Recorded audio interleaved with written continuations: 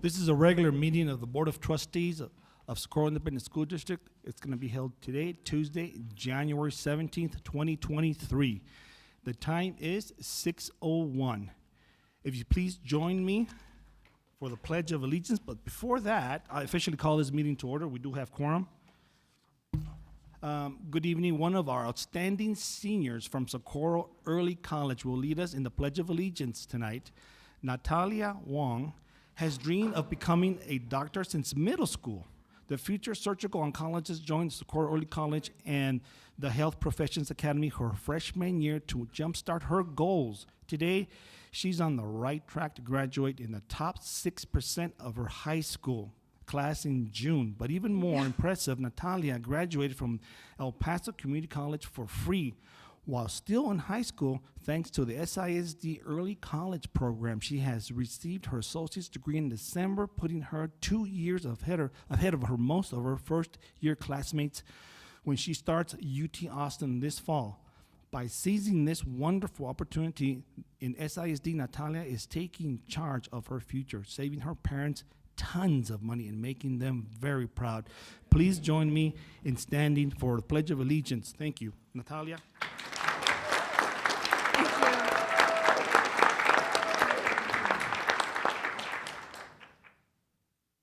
I pledge allegiance to the flag of the United States of America and to the republic for which it stands, one nation, under God, indivisible, with liberty and justice for all. Thank you. You may be seated.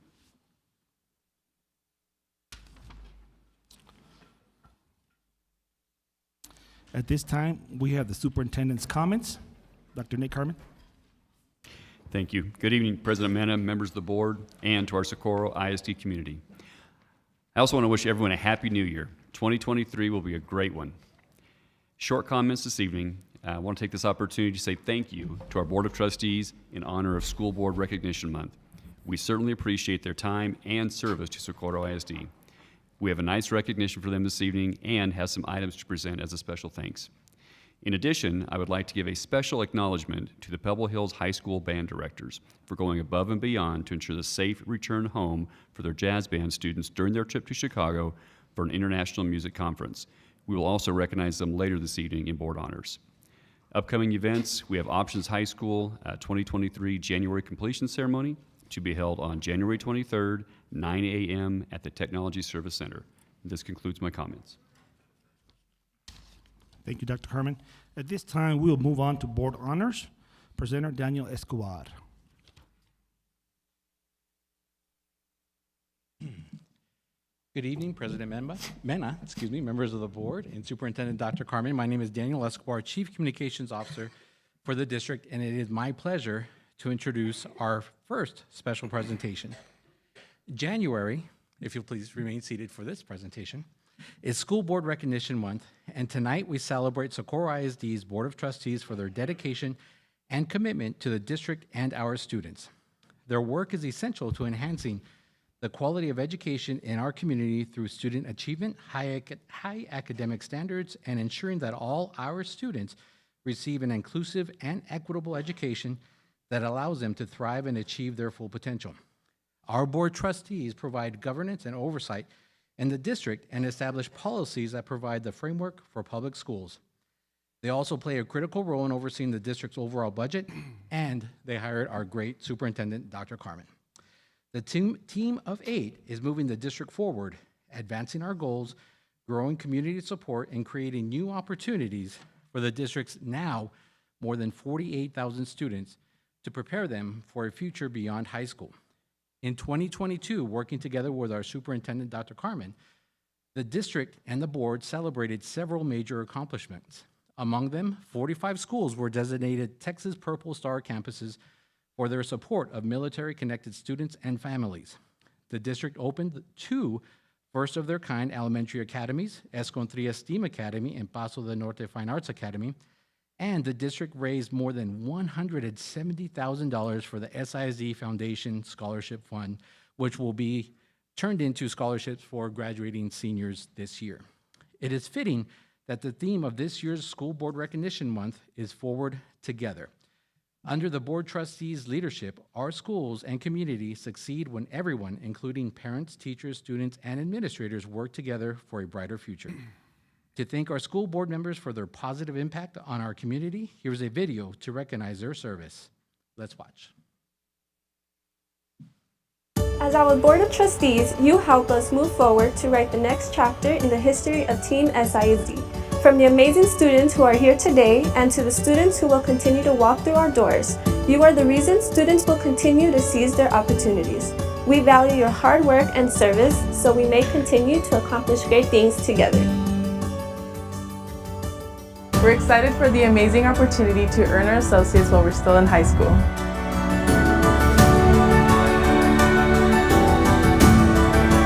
And for a chance to explore outstanding career opportunities for a successful future.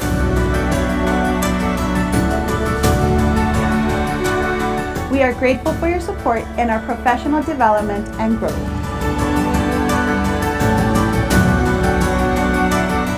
And we appreciate your action to ensure our personal well-being and our health.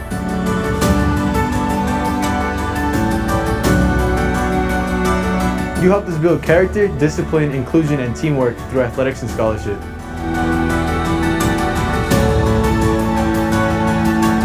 And provided us new schools and upgraded facilities that we can be so proud of.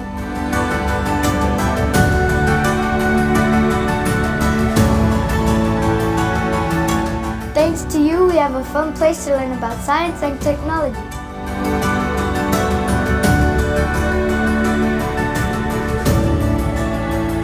And a big stage where we can let our talent shine.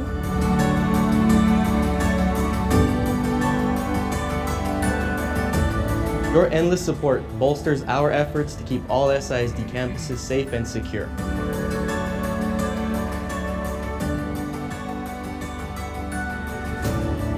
And most of all, you ensure we have the best teachers who help us dream big and exceed our potential.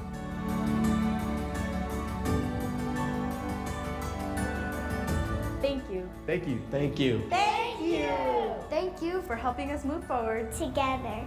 Thank you for helping us move forward together.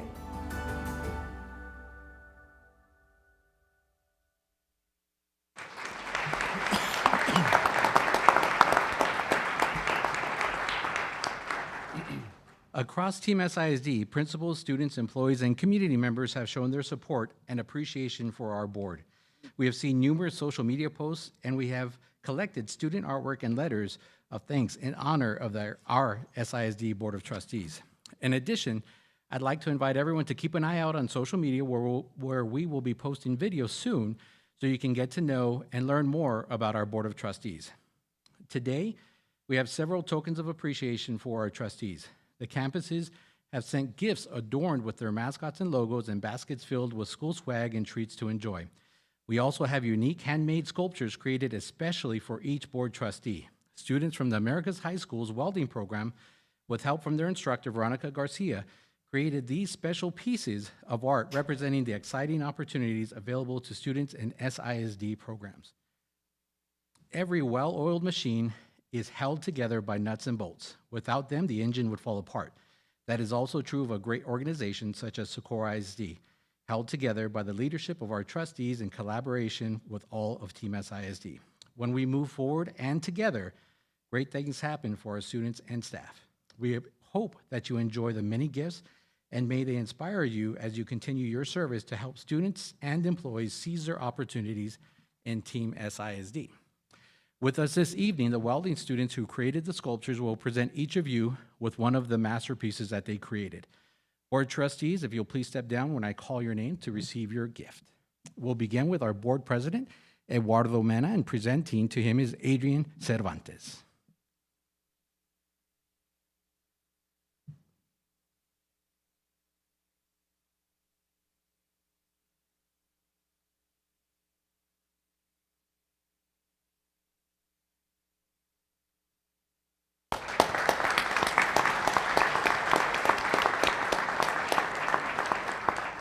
Presenting their gift to Board Vice President, Mr. Pablo Barrera, is James Townsend.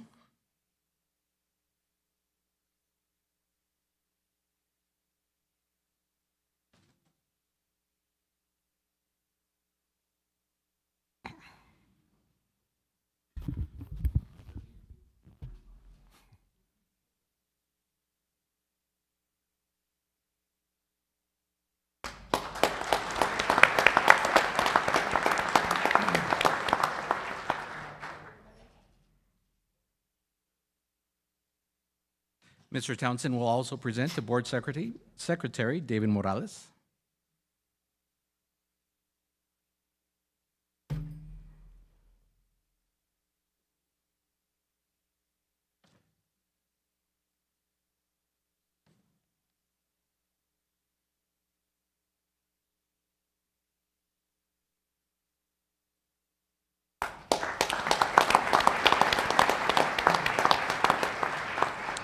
Presenting a gift created for Board Trustee Ricardo Castellano is Hernan Casillas.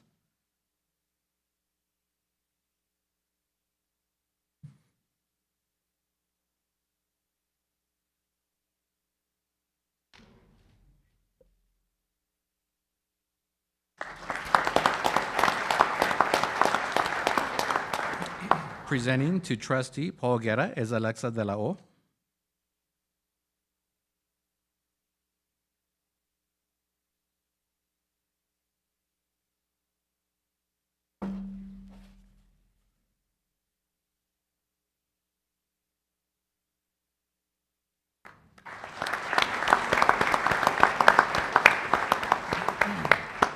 Presenting to Board Trustee Cynthia Nakara is Adrian Cervantes.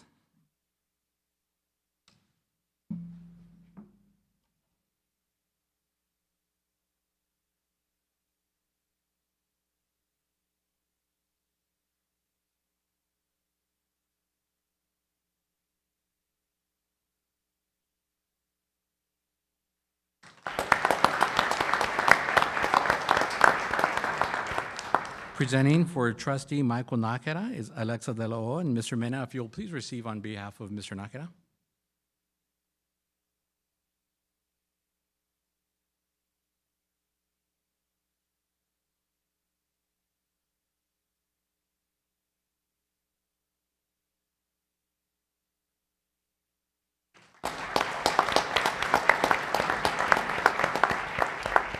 And presenting to our Superintendent of Schools, our teacher, Dr. Carmen, our teacher, Veronica Garcia.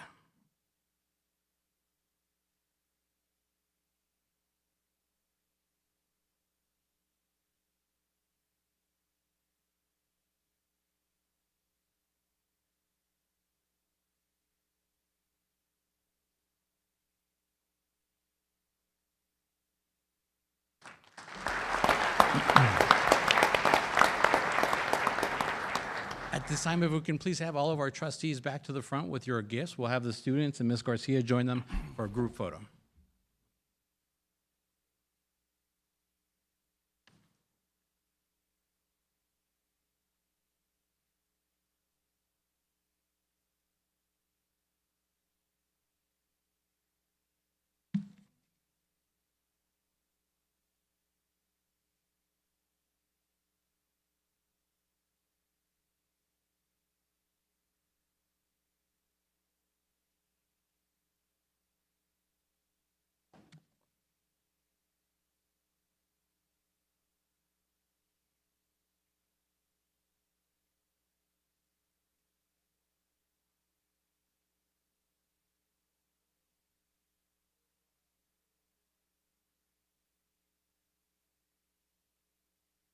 Thank you so much again to our students, Ms. Garcia, and another round of applause for our amazing Board of Trustees.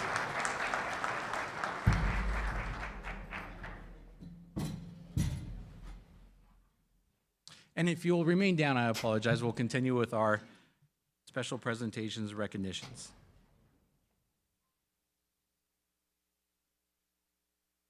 First, we will recognize the winners of the 2022 Superintendent's Holiday Bake-Off Competition.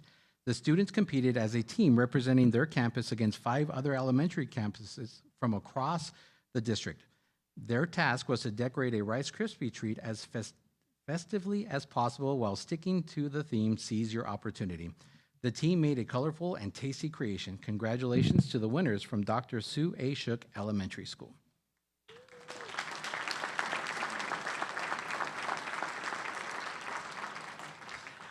Catalea Diaz.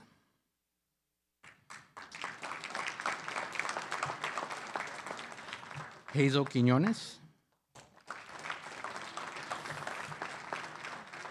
Marisol Guerrero. Melena Sanchez.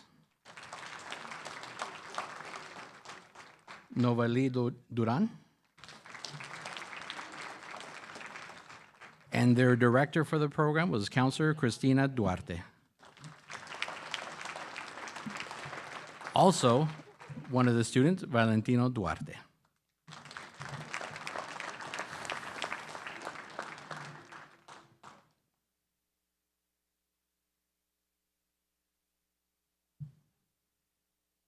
If we can have you all back to the front for a photo, please.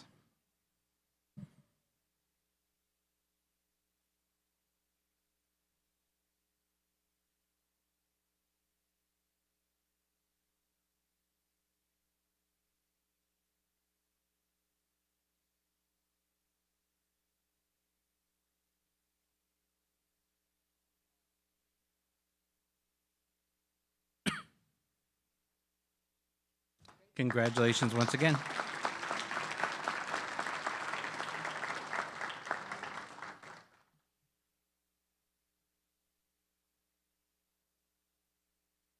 Next, we recognize SISD high school students for earning the 2022 Questbridge National College Match Scholarship. These exceptional scholars were selected out of close to 18,000 applicants nationwide for distinguishing themselves as high-achieving academic individuals. These 5 students are part of the more than 1,750 applicants who were awarded 4-year scholarships to the nation's best colleges.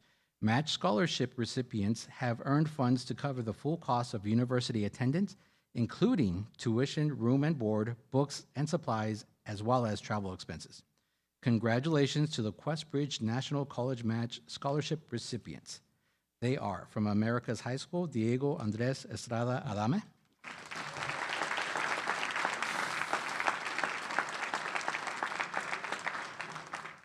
From El Dorado High School, Karime Borrego.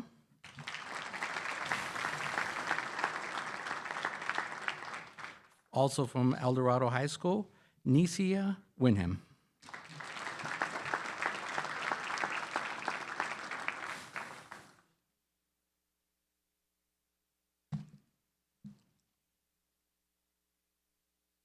If we can have you back to the front for a photo, please.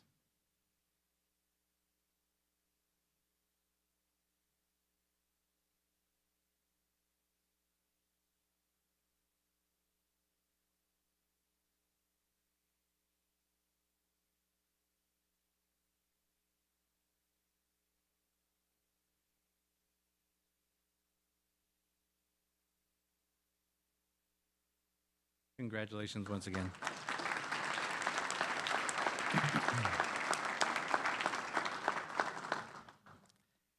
Our next recognition honors SISD high school dancers for being selected to perform at the Texas Dance Educators Association All-State Dance Convention in Houston. They had the unique opportunity to participate with the top 300 high school dancers from across the state. These students attended 3 days of workshops with world-renowned choreographers from across the nation. They also had the opportunity to attend a college showcase, various workshops, apply for scholarships, and meet with college dance representatives from across the state. The Pebble Hills High School dancer was recognized for receiving an on-site scholarship for a hip-hop workshop to take place later this year in Houston. Congratulations to these top-notch dancers.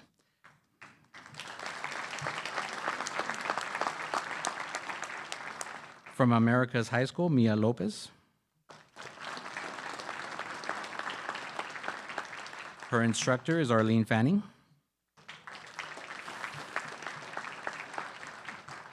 From Eastlake High School, Clarissa Hernandez.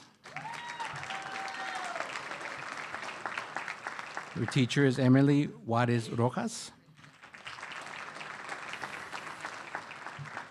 From El Dorado High School, Haley Piñon.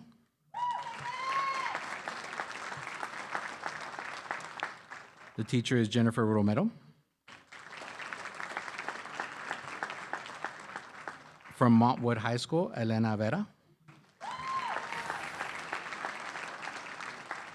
The teacher is Michelle Urban. From Pebble Hills High School, Oscana Villa.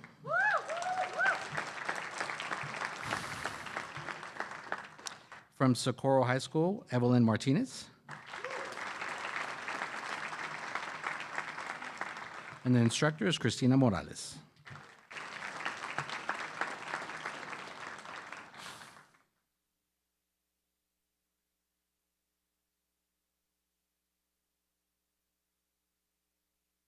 If we can have you all please return to the front for a photo.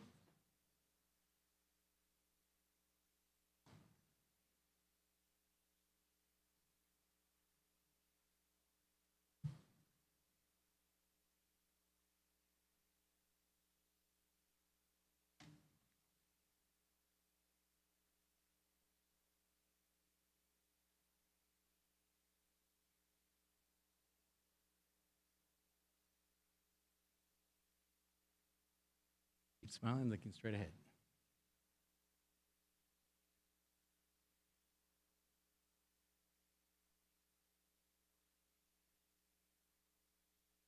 Almost there, almost there. Congratulations once again.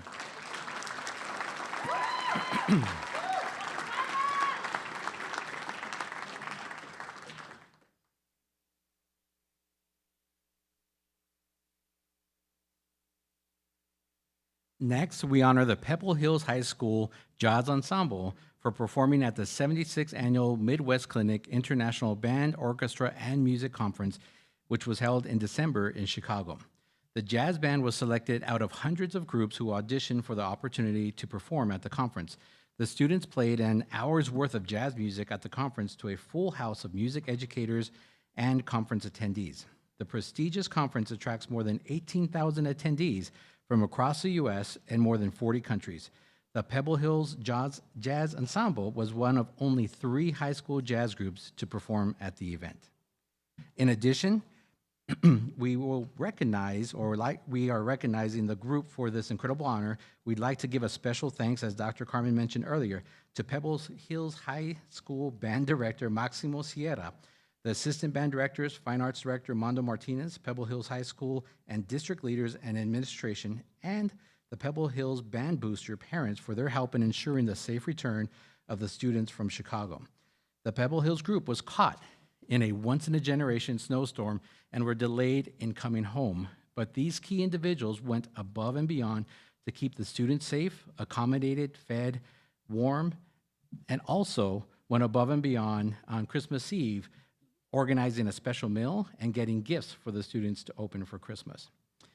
And also, in addition to that, they ensured that all the students got home. They stayed till the very end. Maximo Sierra was the last one to leave, making sure first that all the students came home safely.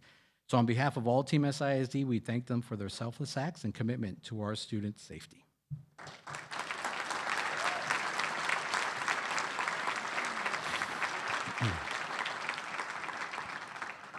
Representing the Pebble Hills Jazz Ensemble tonight are Kayla McHaney,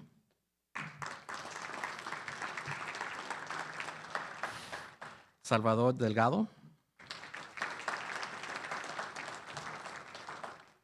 Andy Avila, Rafael Romero, Olivia Sierra, Tony Banning, Christopher Young, Leila Mayorga, Ethan Reed, Kason Keeley, Isaiah Flores, Sadie Zamora, Derek Roberts, David Reed, Venus Pham, Jacob Ocampo, Diego Parra, Fernando Vieira Rivera, Kiani Olvera, Assistant Band Director Daniel Hunt, Assistant Director Leo Casorena, and Director Maximo Sierra.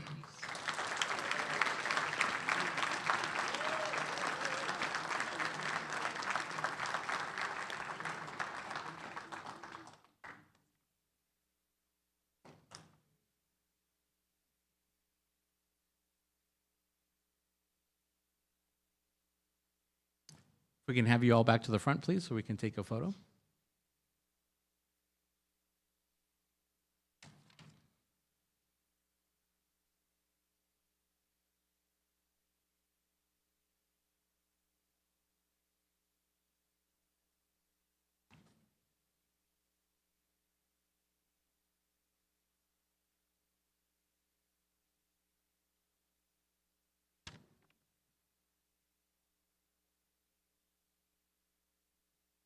Make sure you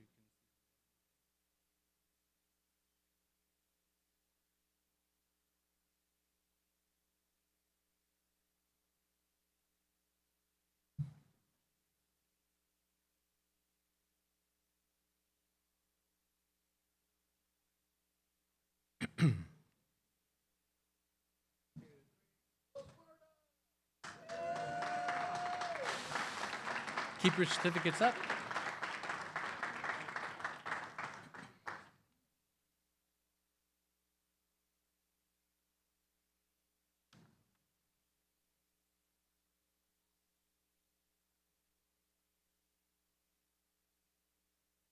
Congratulations once again.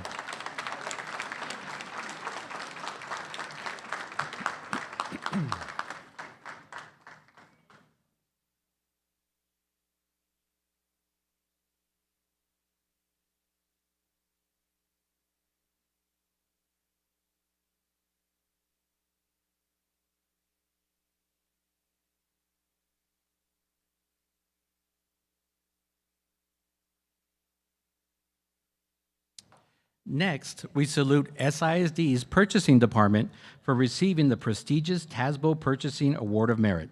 This award recognizes Texas school districts, open enrollment charter schools, and education service centers that are committed to following professional standards in the acquisition of goods and services. Each year, TASBO accepts applications for new certification and recertification. As part of the award application evaluation, TASBO reviews purchasing operations, policies, and procedures, purchasing contract operations, staff training, procurement knowledge, technology usage, and the communication tools used within the district. This is the 12th year in a row that Socorro ISD has received this prestigious award. Congratulations to our purchasing department.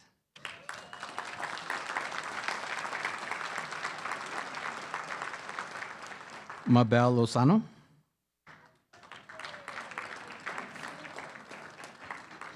Judith Gonzalez. Lydia Aguirre. Diana Hans. Julia Mancinas. Maria Morales. Debbie Mora. And Director Gabriela Garcia Munoz.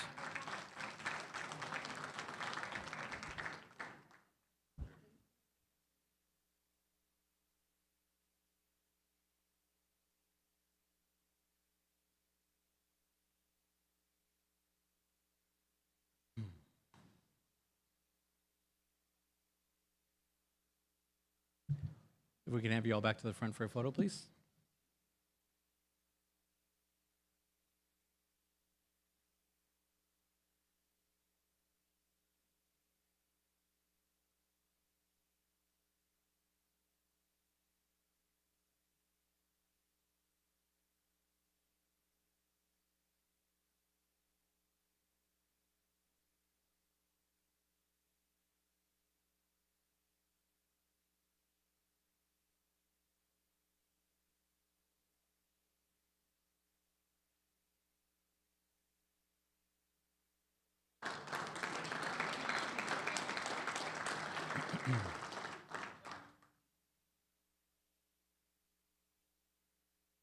Okay. And for this evening's final recognition, we congratulate SISD's Financial Services Department, which was awarded the prestigious TASBO Award of Excellence in Financial Management. Established in 2020, this award is given to Texas school districts and education services centers that demonstrate professional standards, best practices, and innovations in the area of financial management and reporting. The award will be presented at an awards reception, which will be held in San Antonio on February 15th during the TASBO Annual Conference. The criteria to qualify for the Award of Excellence in Financial Management is stringent, based on financial accounting and reporting guidelines identified by the TEA Financial Accountability System Resource Guide. Applicants must submit documents across 11 key areas, which are reviewed by a TASBO accounting subcommittee. This is the first time SISD's Financial Services Division has won this award. Congratulations to our outstanding Financial Services Department.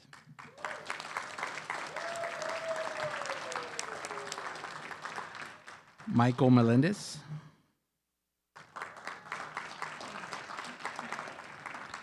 Angel Hernandez. Karen Benavides. Lupe Garcia. David Gutierrez. Karen Edens. Lourdes Herrera. Letty Velasquez. Florence Romero. Laura Rodriguez. Jesse Armas. Diane LaTurner. Our Purchasing Director, Gabriela Garcia Munoz. Budgeting Director, Susan Olson. And Business Services Director, Renee Vargas.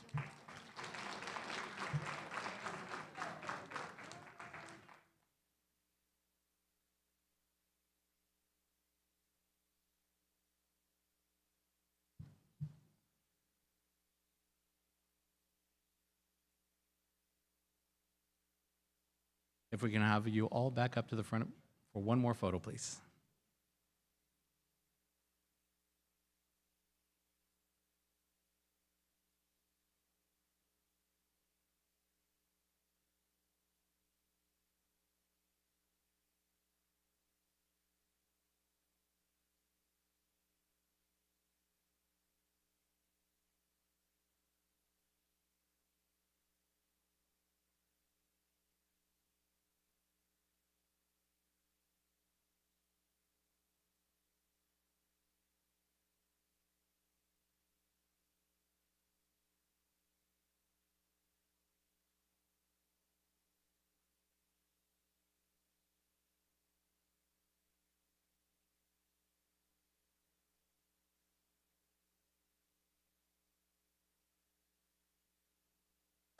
Congratulations once again.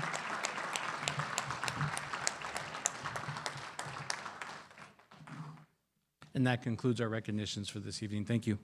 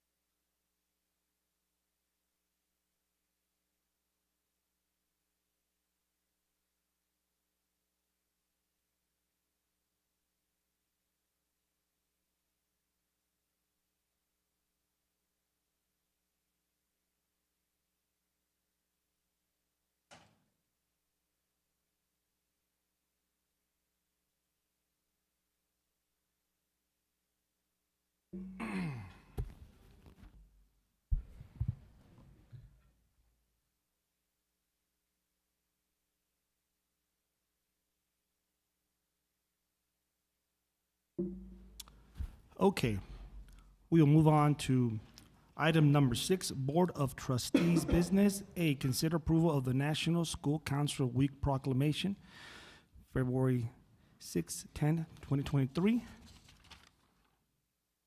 Abby McCabe.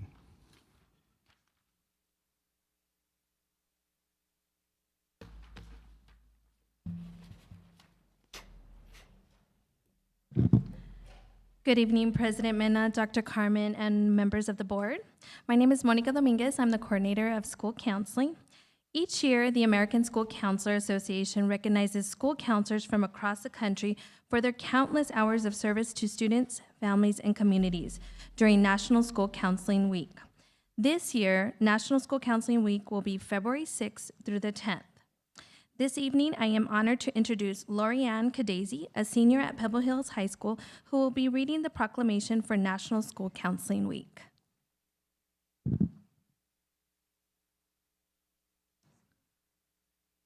Proclamation.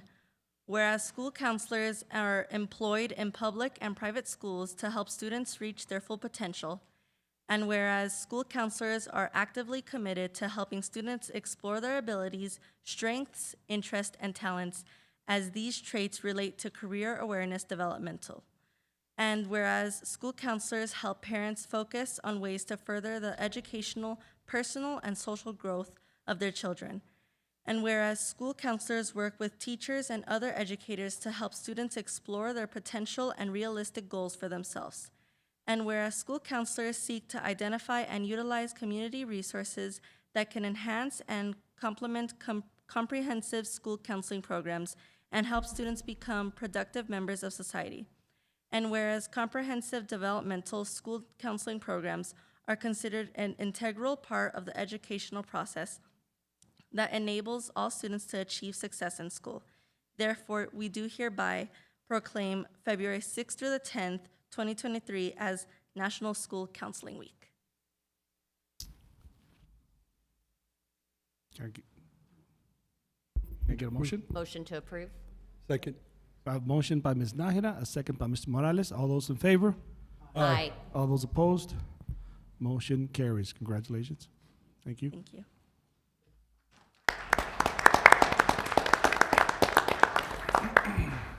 At this time, we will move on to open forum. The district is a local government body charged with serving the educational needs of all school children in our district, and board meetings must be focused on meeting this charge.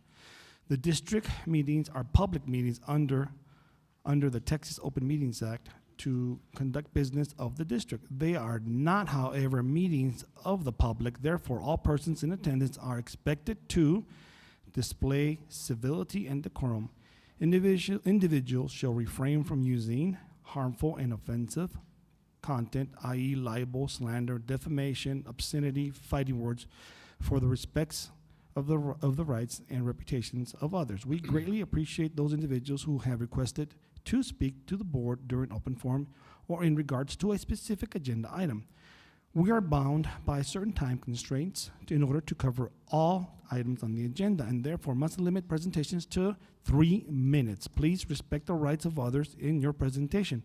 By law, the board cannot take action upon or discuss any item which is not posted on tonight's agenda, but we will give all presentations our serious consideration. Thank you. Let's proceed to open forum. First person on open forum is Crystal Castro.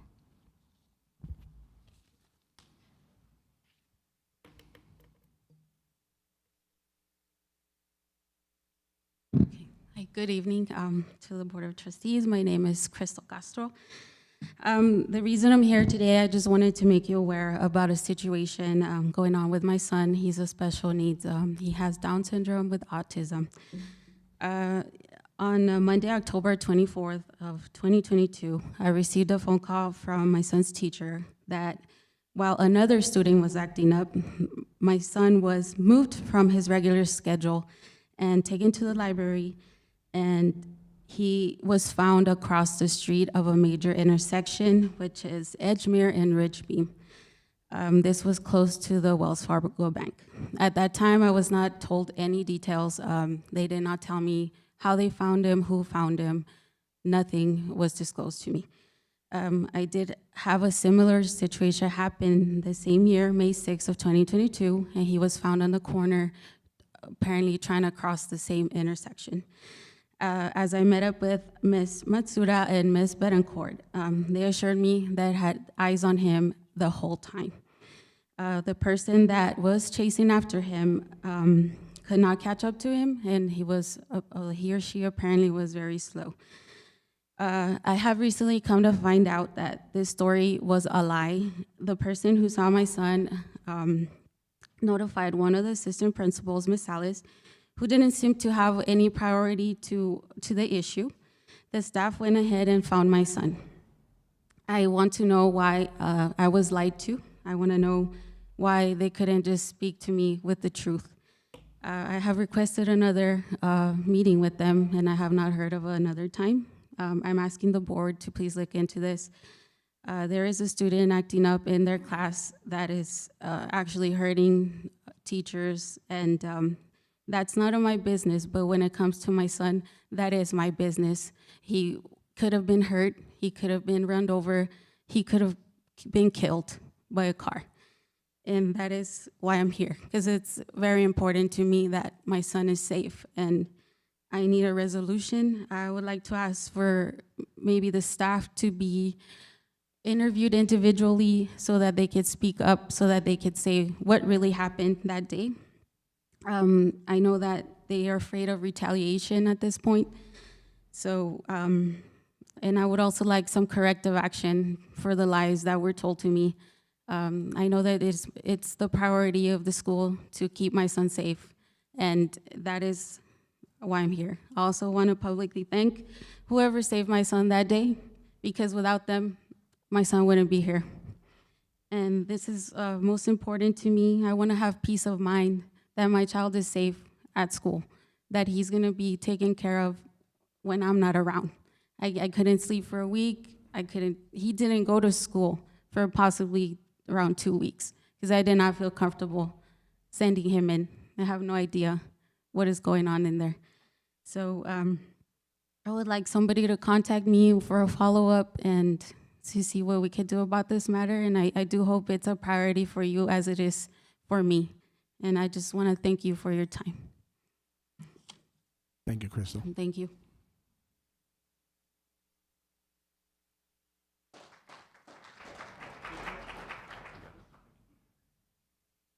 Our next speaker is Suki Moreno.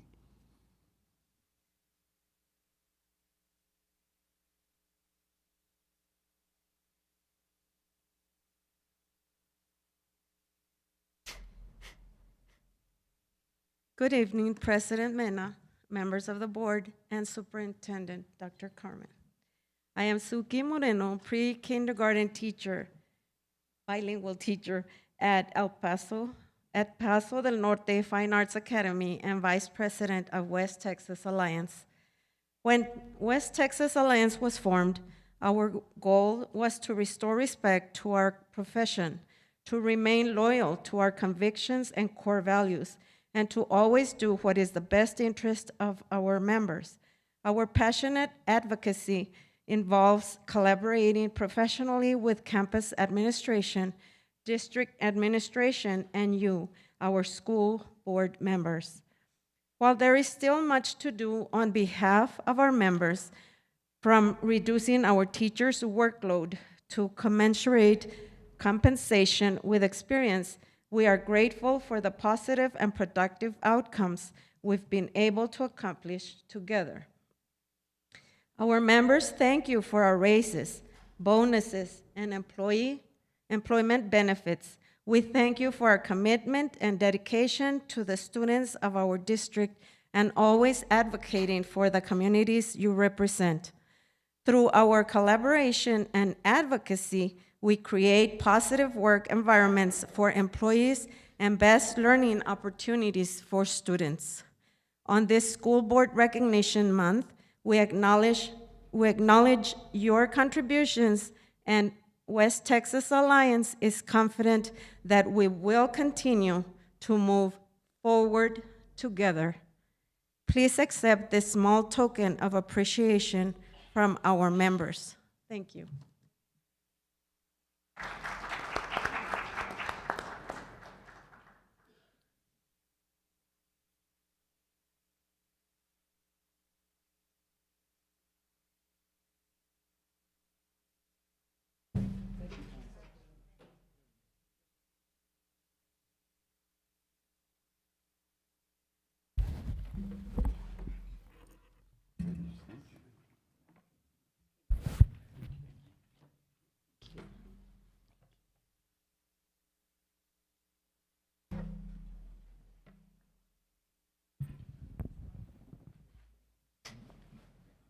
Thank you, Suki. Our next speaker is Liz Ramos.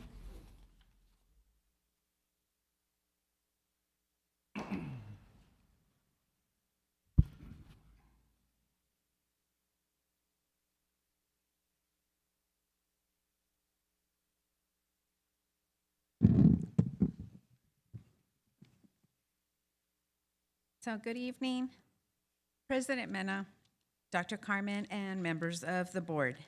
My name is Liz Ramos, and I'd like to first say in appreciation of our board members, thank you for all you do for our students, parents, teachers, and staff. I have been a loyal employee, excuse me, for about 23 years with Socorro ISD, currently working as a special education clerk at America's High School. As a special education clerk, I have many responsibilities, to include training, assisting, mentoring other new clerks without compensation. So I speak not just for myself tonight, but for my peers as well. Unfortunately, the compensation does not reflect the years of service and how long I have been with the district. So I ask you please consider compensating us accordingly and restore the respect and compensation that we deserve. I thank you all for your time and your consideration. At this time, I'd like to hand over the microphone to one of my peers, Martha Hernandez.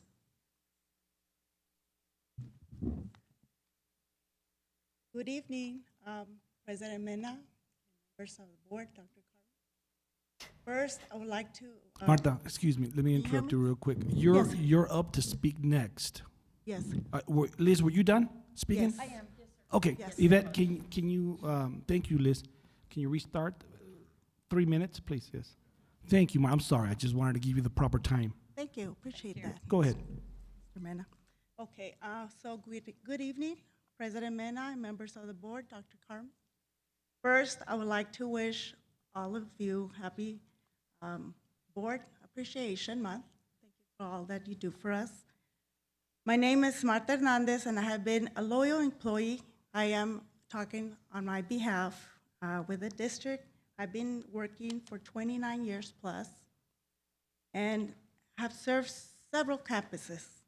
Currently, I'm a special ed clerk here at Clark Middle School. Please also consider with my 29 plus years, all with more responsibility, of course. For example, the new sped clerks seek me for guidance, and I'm always able to share the knowledge I've learned throughout my years and guide them to the best of my capabilities. I've been a mentor for the 29 years as a clerk without compensation and hesitation. So last, consider my years of loyal service to help our SPED department. Thank you all for your time. Thank you. And our last speaker for open forum is Mr. Sammy Carrejo.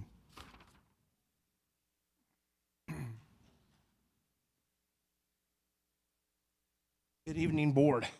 I was hoping the media would be here, but they're not. Anyway, so I'm here to talk about release of information. As we all know, the infamous audio was released. First, it's a shame. It's a shame that we have to be here and talk about an audio that's all over the news. Who's seen it? Have you guys, any of you guys seen it on the media? Have you seen the infamous 33-hour audio that was released? We all have. Why? Because the board's aware of it. Now, it's my belief that it's being used to target certain board members. But guess what? It's doing the opposite. The media needs to hear it all. And it's a shame that you guys, collectively, I don't know why, we would release it, because I'm dissecting that, and I'm seeing absolutely everything that's going on here at SISD. 95% of you are looking at me right now, and somebody's stuck on their phone. Pretty disrespectful if you ask me, Mr. Carmen. But that doesn't matter. When you guys listen, you need to understand politics is an ugly game. And unfortunately, these are all politicians. You know what the word politician broken down means? Poly in Latin means many. Ticks are blood-sucking insects. And that's what people turn into whether you like it or not with your eyebrows at Dr. Carmen. That's what happens when people are in office too long. They forget that we're here for one reason and one reason only, and that's our kids. But unfortunately, this audio was used to try to take certain people out so they can vote. The majority, the minority. Dr. Carmen has been alleged to have done very similar things at San Benito. We are here. I gave you the opportunity the day I met you. I said I can be your number one ally or your number one enemy.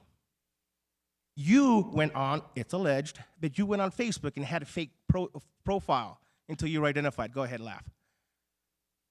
Dr. Carmen, we are telling you right now, with all this audio, all this stuff is going on. I told you that day I met you that in 2012, there was a huge public corruption scandal. And guess who was involved in that? 3 SISD school board members, Willie Gondra Sr., Ray Rodriguez, and Charlie Garcia. They were accepting bribes for contractors. Those who do not learn from history are going to repeat it. We're going through it right now, and you're here, allegedly, involved in it and covering it up. We're not going to allow that to happen. And for everybody else here who doesn't know what I'm talking about, I want you to Google public corruption scandal. Yeah, my time's almost up. That's why you're looking at your watch. Look it up. Look up San Benito. Look up everything that's been said about Dr. Carmen. I defended you when you first got here.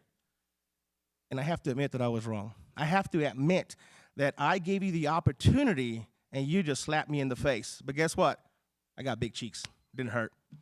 Thank you so much. That's my time.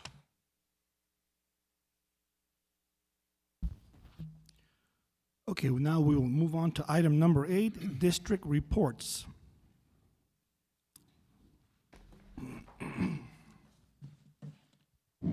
Good evening. I believe that's me.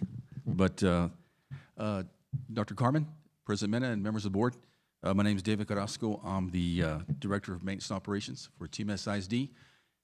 Before I get started, just want to, this is Board Appreciation Month, on behalf of our department, thank you for everything you all do. We're very appreciative, thankful, and grateful for your endless efforts and time you put forward with us, our employees, each and every day. So we thank you very much for that. I believe the presentation starts on page 11.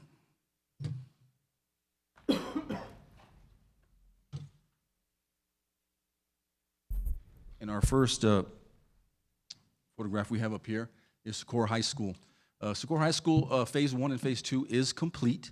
The school is running smoothly, looks very, very beautiful. To include the 2 gyms, the main gym, the pit, and the auxiliary gym have been having full use since towards the end of volleyball and basketball season. And I will say that with the cooperation of Dr. Astorga, the great custodial team there at the campus, and our warehouse team, we've worked very, very hard as far as getting everything moved in, taken out. You think about the older campus that's been there for such a long time.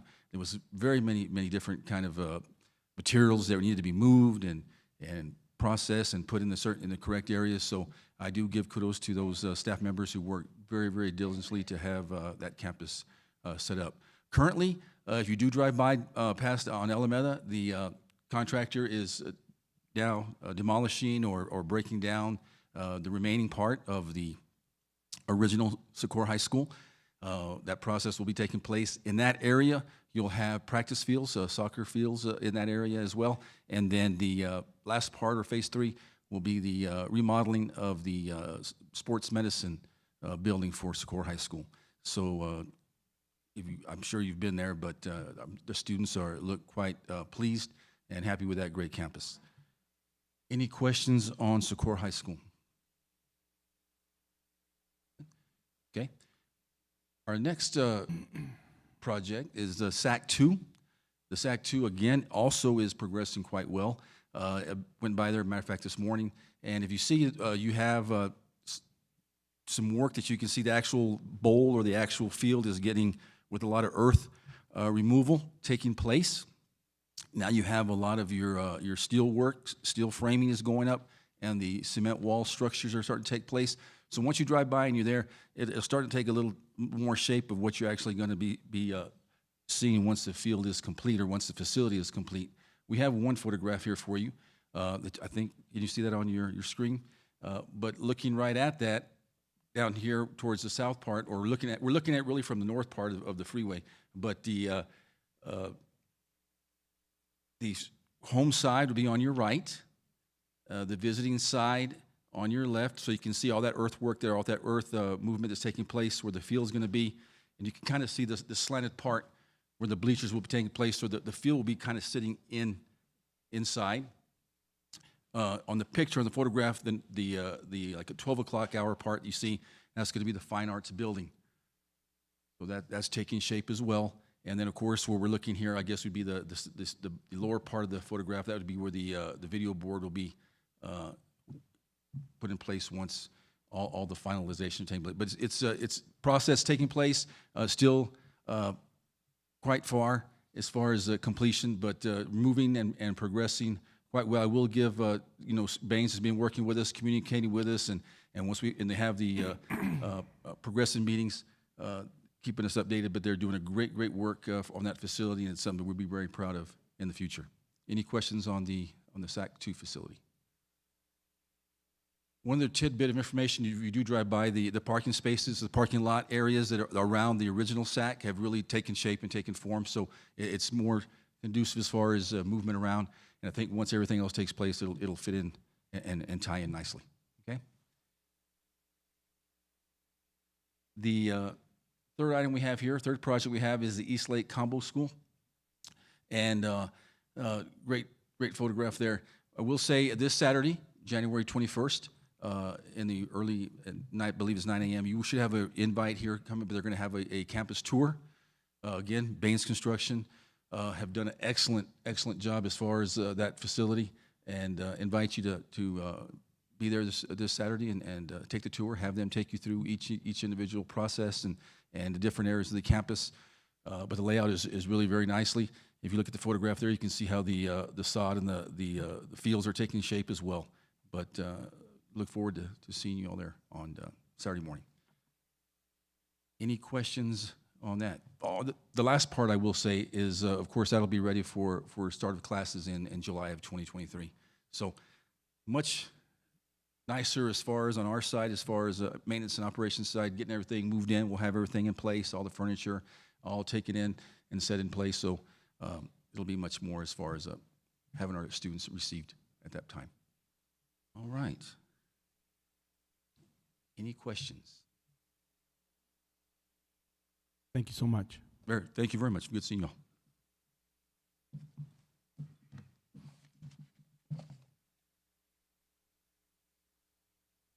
Okay, guys, at this time, we're going to move into item number 9, consent agenda.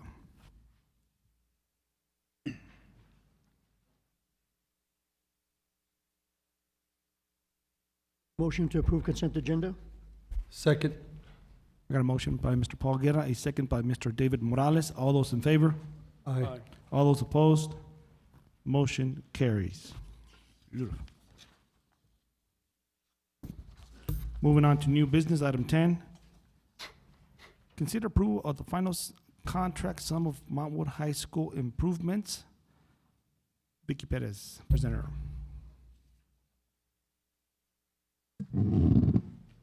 Good evening, President Mena, members of the board, and Dr. Carmen. This evening, I have asked that Mr. Sanchez please go over the final contract amounts so that we can close out that project, pay him off, and we can move on to our next project. Mr. Sanchez?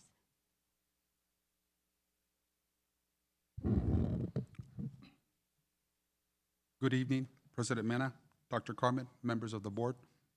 My name is Hector Sanchez. I'm a coordinator for the Facilities and Construction Department here at Socorro School District. So Montwood High School project, the original contract sum was for $32,885,449. We have a deductive change order for $1,988,902.23. So the final contract sum for Montwood High School renovation project was $896,546.77. Our final payment to the contractor will be the sum of $98,564.05.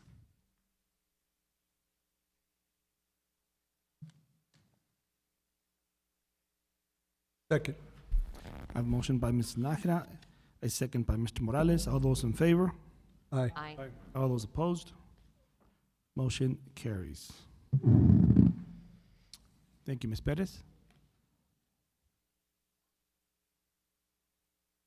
Moving on to item B, consider approval of the district's forensic audit services RFQ number E2342. Ms. Perez again. Sammy, did you want to speak now or afterwards?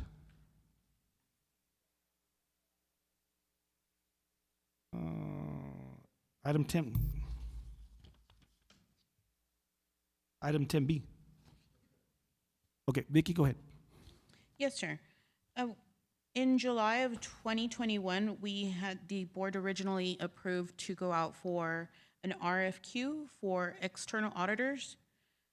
We advertised in December, collected 2 businesses that would like to do business with Socorro ISD, and I have invited both of those businesses to come over and present. We do have one currently in the building today, and one will be remote. So I'm going to invite Ms. Garcia.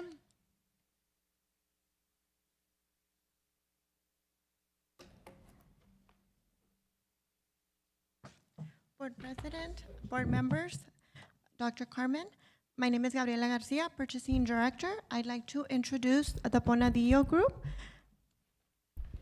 And each vendor will have 10 minutes to present and 10 minutes for questions. We have Mr. Brian S. LaFountain on the line.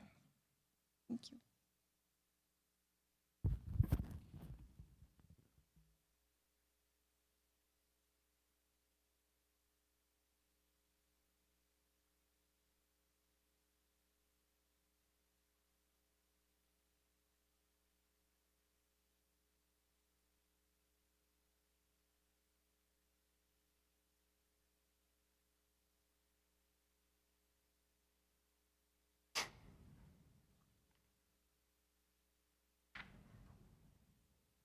We can't hear. If y'all could just give us a little bit of time, they're working on the audio right now.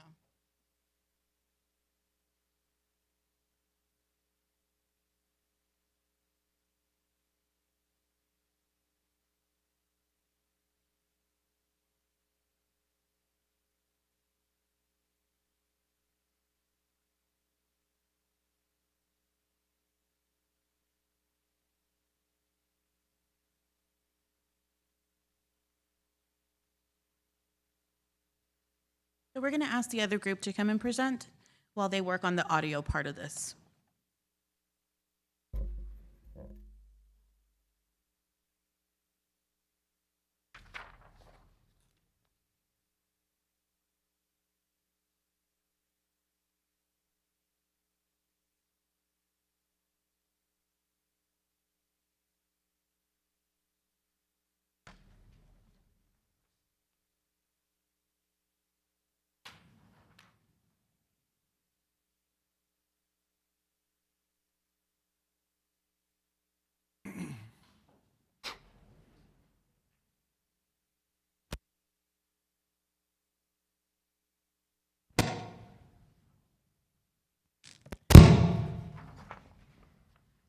Good evening. I'd like to introduce Weaver and Tidwell, and we have Mr. Jared Jordan and Mr. Travis Kastner today.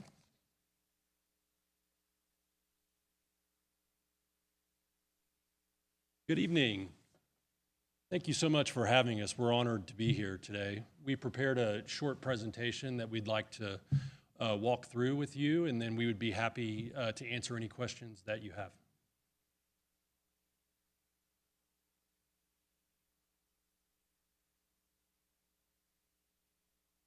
All right, my name is Jared Jordan. I'm the partner in charge of the Forensics and Litigation Services practice at Weaver and Tidwell. It's it says over 20 years, but it's almost 25 years now. I like the way 20 plus looks. I've been doing forensic audits and investigations for a number of years now for a variety of different clients, many of which are government entities. I've listed some here, and I'm going to let my colleague introduce himself as well. Yeah, good evening. My name is Travis Kasner. I'm a managing director with Weaver, and most of my experience over the last 12 plus years has been in the forensics and investigation space, and specifically for government entities and school districts, some of which are listed here. Weslaco ISD, San Benito, South San Antonio ISD, and probably 12 or so school district related engagements over the last 3 years. So that's been most of my focus, in the last 4 or 5 years of my career. Just a brief overview of Weaver. We've got almost 1,000 employees around the country. Most of our folks are in Texas.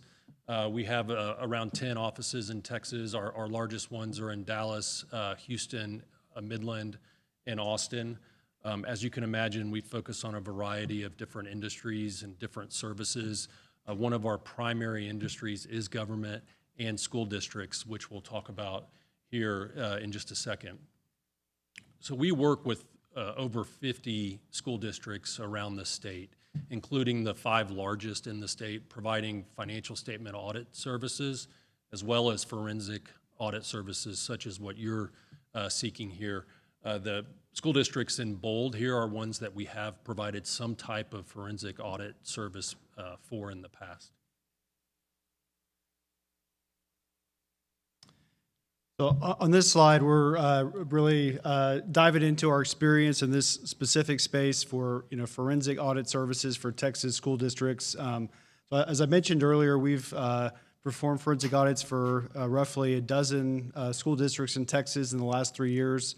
So on the left side, these are the list of most of the school districts, as well as some charter schools. We've also done an engagement for the Department of Justice that involved a investigation of a school district. And then on the right side is a list of the different areas of our review and scopes of work. So as you can see, it's ranged from a broad scope of issues, vendor payments and procurement. So we've had some engagements where we've reviewed the procurement process. We've looked at allegations of conflicts of interest with vendors.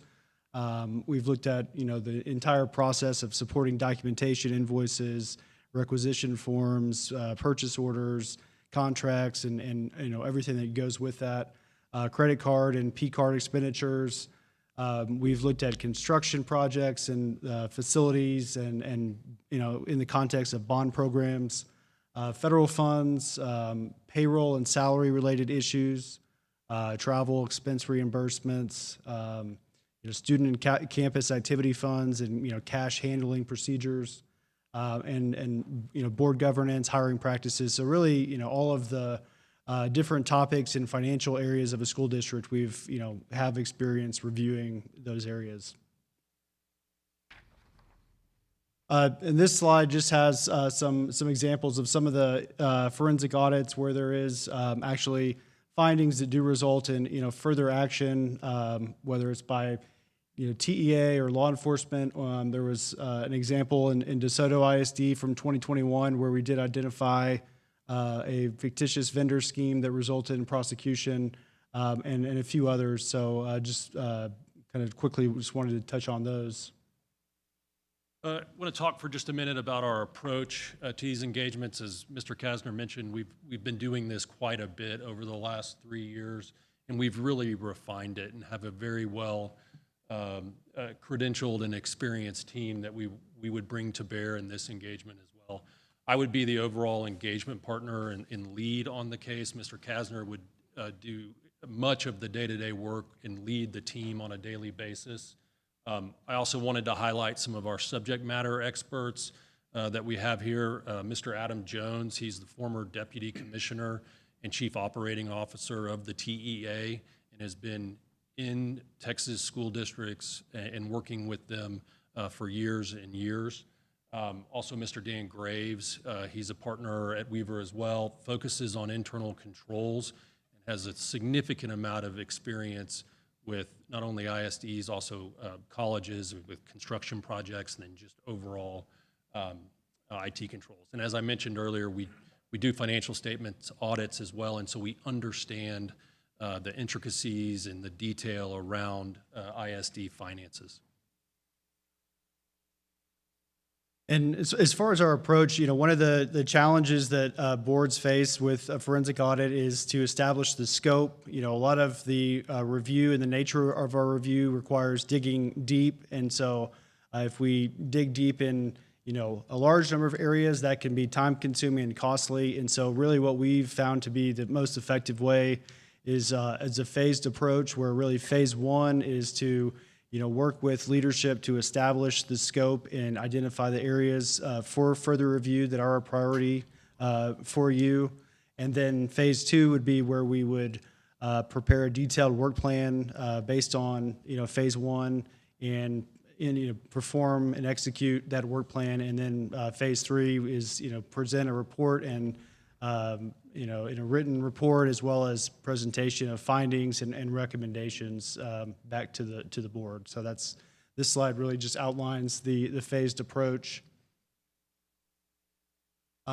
Another, in our experience working with school districts and as part of the phased approach process, what we found is that we've found a way to look at data analytics, and specifically we have utilize benchmarking approach for TEA PEMS data, and really the goal is to identify granular cost categories for further review, where function and object code makes around 1,200 cost categories where we can compare to other school districts and identify where your school district may be higher or in the top 5% of spending on a per student basis, and those areas may be ones that you want to include in the scope, as far as where there may be a need for further review and determine if there is any potential fraud, waste, or abuse, or what is the explanation for that. So this is kind of a diagram of the template that we've adopted that we can quickly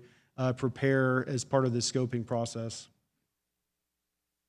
And then finally, this is again just a activity plan where we break out the three phases. At this point, without knowing what the scope is, really all we can really provide an estimate for is for phase one, and in which we have 40 to 60 hours, which would primarily involve Jared and myself. And then at the end of phase one is when we would prepare a work plan, review it with you all, and then move forward with executing the work plan.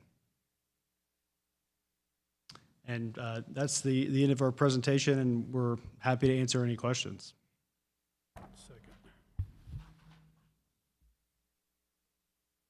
Go back to the slide where you show what you actually... Which slide, I'm sorry? The one where you actually show your audits and what you've audited. Okay, there you go. Your scope, there you go.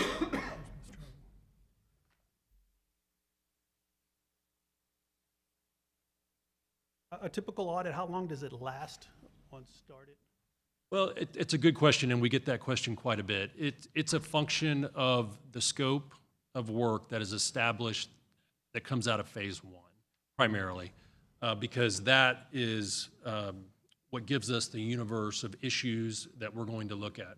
We've done some work for school districts where it's a very narrow focus, where we've looked at campus activity funds, and that engagement didn't take very long. We've also done some very large engagements for school districts where they wanted us to look at 10 different issues and dive really deep into those. Those can take a little longer.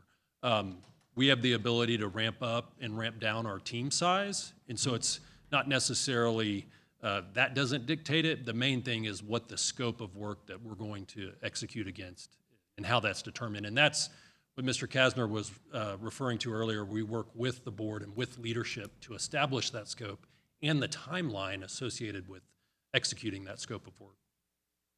One of them I don't see here listed, and we talked about it in our December board meeting, was our records management. Do you do audits in that to determine how well our records management system is operating? Are there flaws in it? How can we improve it? Do you have that capability? We can do that, and we can also leverage some of our team members that sit or in a different practice that have more experience probably around the internal controls associated with records management and what is best practices from that. Exactly. And yes, we can address that. Okay, I just didn't see it listed. Any other questions? Okay.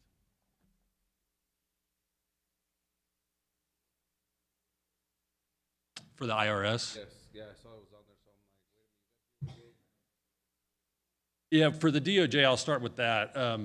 We've actually, Mr. Kasner and myself have done quite a bit of work over the years for the DOJ, some of it for the DOJ out of Washington, D.C., and that involves some bank-related frauds that date way back to the savings and loan crisis. Most recently with the DOJ, it involved a charter school in Houston that Mr. Kasner led this investigation. I'll let him expand on it. Yeah, so for the DOJ, we were engaged as part of the trial and the sentencing process for a charter school in the Houston area to actually do the forensic accounting. So we were, working on behalf of the Department of Justice in order to, essentially give them, the forensic information and the financial data that they needed to, really prosecute the case. And as far as the IRS specific one, I think, was that in? I think that was in my bio. I've done some work involving the IRS in the past. It was unrelated to school districts. It had to do with whether or not a business and an individual within that business, they were both separately reporting their taxes correctly. I have a question. How much money are we talking about if you were to audit? I know you guys are attorneys, so you guys probably charge by hour.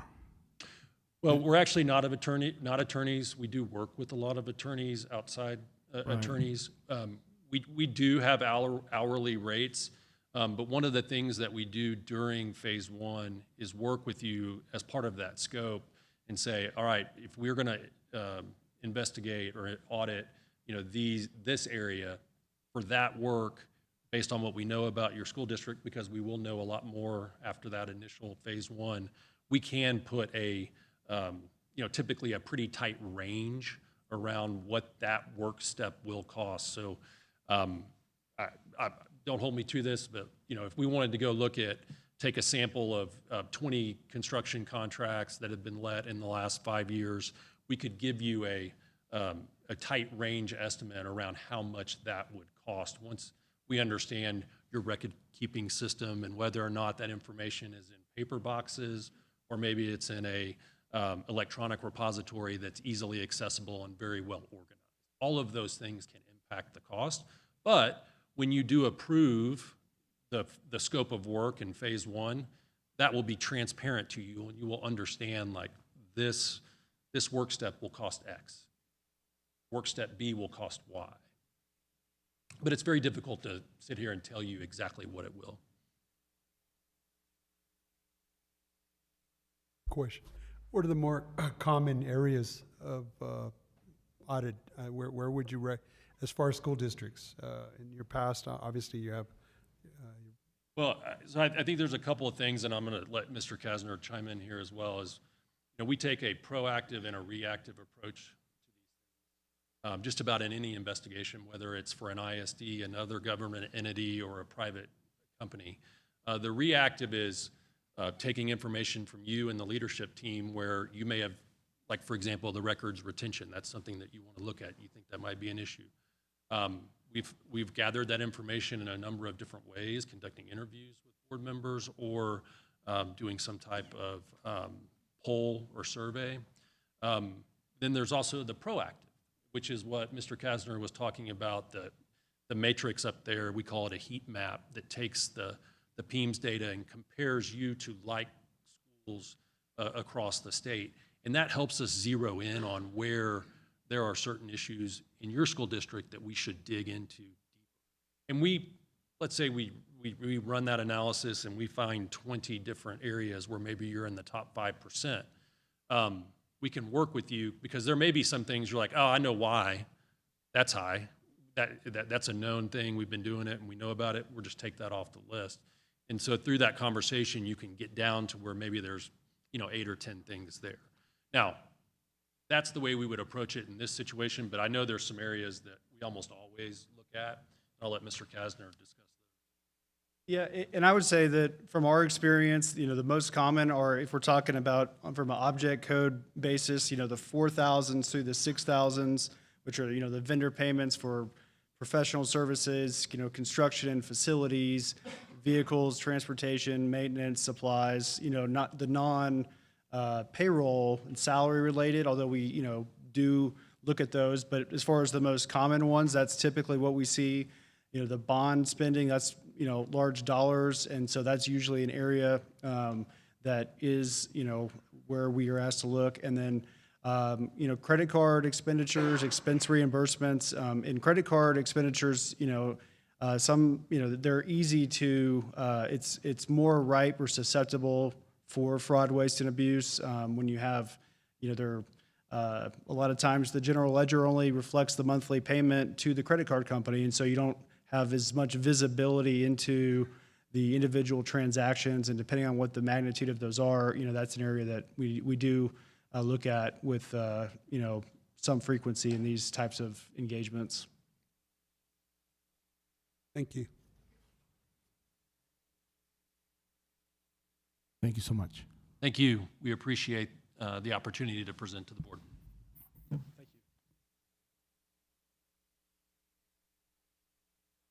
you. Is Vicky, is the team ready? The other person? So we're having technical difficulties. Okay.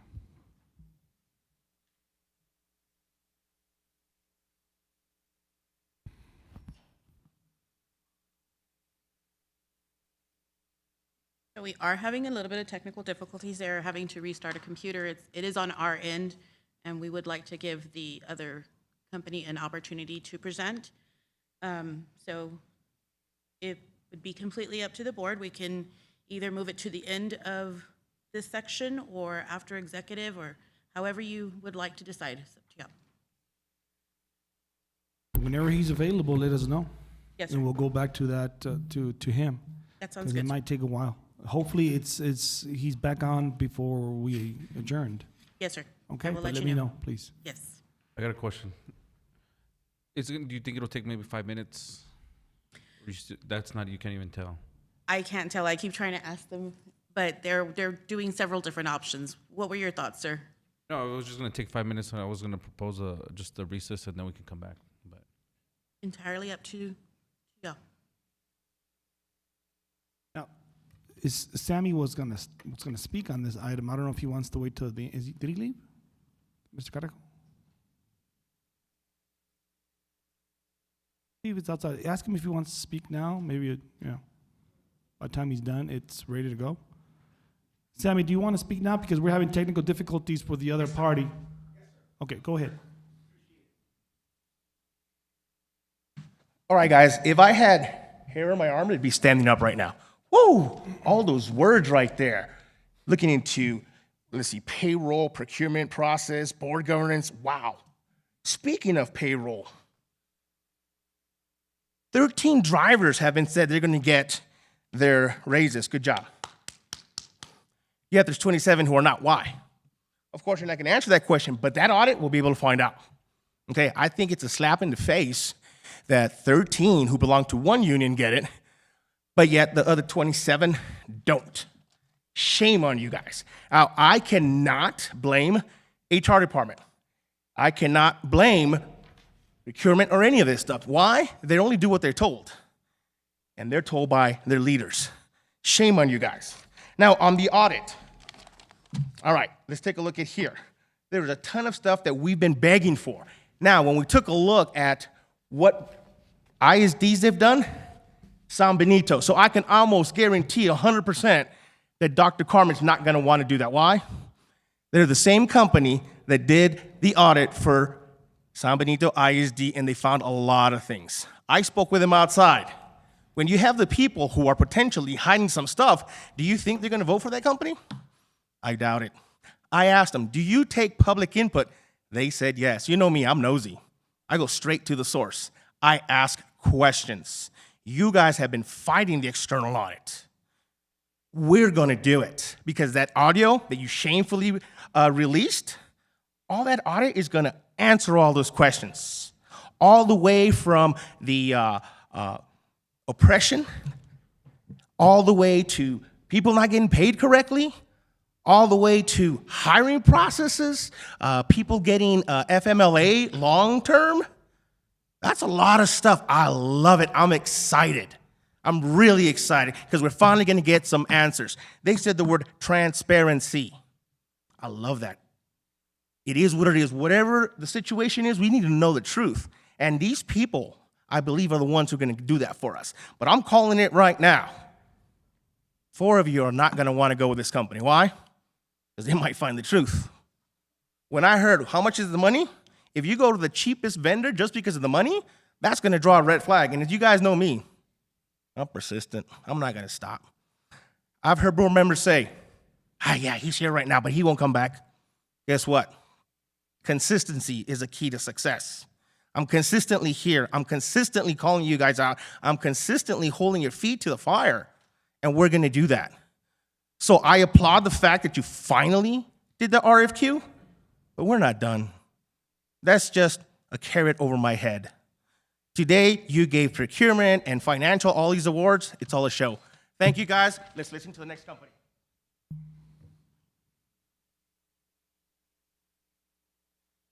They ready? All right.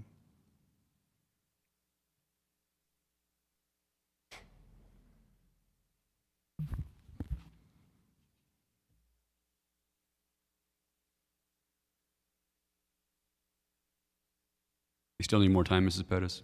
Okay. You want to continue with the Oh, agenda and then? Sorry. I thought you wanted this. Okay, good. Okay, we'll move on to new business 10B. Correction, 10C, legal counsel. Bob?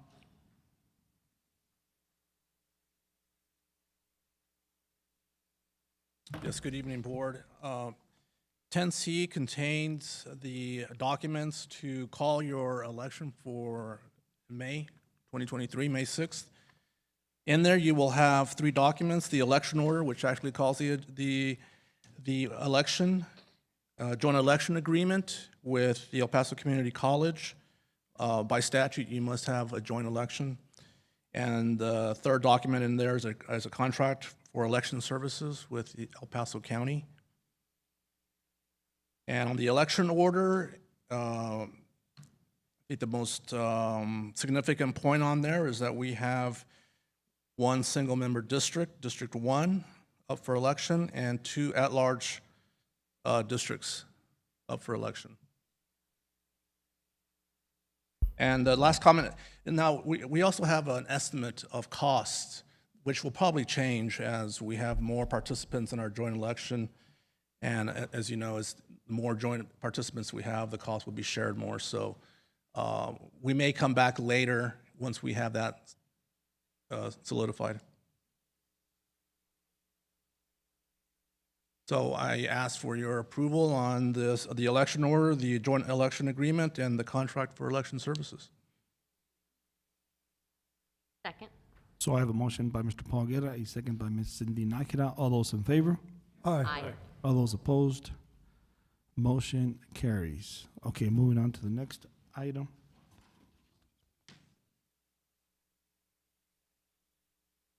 Okay, at this time, we will go back to the technology.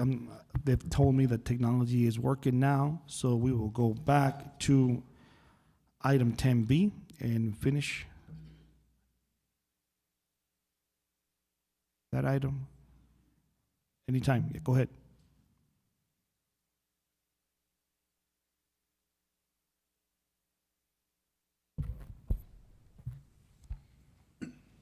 Good evening. We have Mr. LaFountain on the line now, and he will begin his presentation. And again, just to remind everybody, this is the Bonadillo Group. Hi, good evening, everyone. I apologize if any of that technical difficulty was on my end. I'm not sure if it was or not, but good evening, President Mena, members of the board, and Dr. Carmen. I want to thank you for the opportunity to present the qualifications of the Bonadillo Group to provide forensic audit services to the district. I'm going to try to keep this brief. I know you guys have, given the technical difficulties in a large agenda item, I'm going to go through as quickly as I can and probably just open it up and leave more time for questions at the end, because I think you'll get more benefit out of that. So I put some slides here together for you. I'm not going to spend a lot of time on them. What I will tell you a little bit about the Bonadillo Group here. This has got some of our locations. We have 9 locations. We're headquartered in Rochester, New York. We have offices all through New York. We have an office in Vermont, and we recently, about 2 years ago, opened up an office in Dallas. So that's our Texas presence, and I will leave it at that. And I'm going to skip through here some of our service offerings, who we serve, diversity, equity, inclusion, and we'll get right to this slide here. So as I mentioned, our firm overall is about 900 employees large. We are the 46th largest accounting, CPA, and business advisory firm in the United States. Revenues of about $125 million. We serve school districts. We serve clients in all different industries. Typical of any national or regional public accounting firm. As it relates to the school districts, I think it's important to touch a little bit on what we do for school districts. As I mentioned here in this slide, obviously our professional organization has memberships in the government, GFOA, national and local groups, the Association of School Business Officials, which is national and local as well, the AICPA and New York State Society of CPAs. What I found interesting and I wanted to spend a little time on is what you guys had listed as your description of scope in your request for qualifications. The forensic audit will be performed to ensure that the operating procedures, including all internal controls, are being followed and that all expenditures of school district funds are in accordance with laws, regulations, and district policies. What I wanted to point out to you, as I'm sure all of you are aware, this, and it was probably purposeful, but this description of scope is extremely general. It's at a very high level. And as you move forward with your forensic engagement, or if you decide to move forward with your forensic engagement, you're going to have to really work on narrowing that scope. You're not going to want to pay a firm to come in and bounce around and look at, a myriad of areas within your district. You don't have an endless budget. So I'm guessing that you guys have some feel for where you want to look. If you have certain concerns within your district, within certain phases of your operations, certainly that's where you're going to want to focus your engagement. And we have the qualifications and the expertise to look at any area within your district. Similar to I caught a little bit of the previous presentation, similar to the other firm, we have a large external financial statement audit practice within our firm. I think that's important to know because that lays the foundation for, depending on which direction that you decide to go with your forensic engagement, where you decide to focus, it's all going to be built on a foundation of governmental accounting and school district operations. So it's going to be incumbent and very important and critical for whomever you bring in to do the work, to know that they have that knowledge from an accounting and a debits and credits point of view and a financial statements point of view, to buttress up against some of the forensic procedures and forensic expertise that you're going to be looking for. In addition to those external auditors and the financial statement engagements that we work on, we have a division that does that. They also provide other value-added services in the school district arena, anything from Medicaid compliance to strategic planning consultation, all the way down to transportation advisory services, where we get involved with transportation departments at school districts. So I think that forms a basis and a foundation for our resources that we have at our disposal when it comes to your project. And most importantly, here at the Bonadillo Group, we have a separate division that focuses strictly on fraud and forensics accounting. So we have the expertise that you need, no matter what direction you decide to go from a forensic point of view, whether you decide to look at purchasing, whether you decide to look at procurement or expense reimbursements, or if you have concerns or suspicions or allegations anywhere, we will have that basic knowledge that's a foundation to combine with the forensic skills to kind of get where you need to get. I'm a partner within that fraud and forensic accounting group. We have a staff of 15 professionals that devote 100% of their time to fraud and forensics. I think that sets us apart from a lot of other public accounting firms. And many other public accounting firms, folks, when a fraud project comes up, an investigation or a forensic engagement, oftentimes, they're just pulling people from the audit team that are trying to perform those engagements or trying to fill in when they really don't have that expertise. They don't know how to approach these projects. Forensic projects are very different from a typical standard engagement. So we pride ourselves on having these individuals that are specifically trained in this area. And it also, from another point of view, as far as resource allocations, it makes us much more nimble. So when a fraud comes up, we're able to mobilize very quickly because our folks are not scheduled on audits. They're not scheduled out for the next 4 months to do audits. So we can mobilize quickly and get on site. All of our individuals on the fraud and forensic team are certified fraud examiners.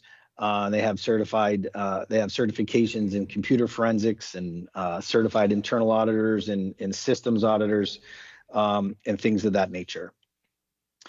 So from the point of view of team who would be involved, myself, that's me on the top. I'm Brian LaFountain. I'm a partner in the fraud and forensics group. And myself and Tim Ball, who's noted here as well, quick bio. He's an executive vice president in our group. And he and I are partner level folks who would both be involved, as well as probably, depending on the size of the engagement, we would also pull some other resources from our team. So again, I promise to be brief.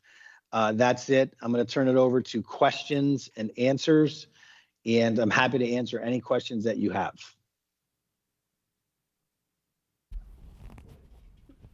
A quick question here. Ricardo Castellano here speaking. How many schools or school districts have you audited in the state of Texas? I want to see your familiarity with our laws and procedures here. Yeah. The TEA. I think we have one school district client that's serviced out of our Dallas, Texas office. We are primarily in the Northeast, so we have 122 school district clients, mostly in the Northeast. New York, Vermont, Massachusetts, as I mentioned, primarily in the Northeast, and I believe we service one out of Texas. Okay. Any other questions? Yes, go ahead. What kind of clients have you had? From a fraud and forensic point of view, we've done everything. Federal government, state, local, it doesn't matter. Okay. So from a fraud and forensic point of view, we've had clients in every industry. We have publicly traded companies. We have privately held companies. We've done a lot of fraud work in local governments, counties, towns, villages, police departments. We've done forensic engagements for and fraud engagements for, as well as school districts and colleges and universities.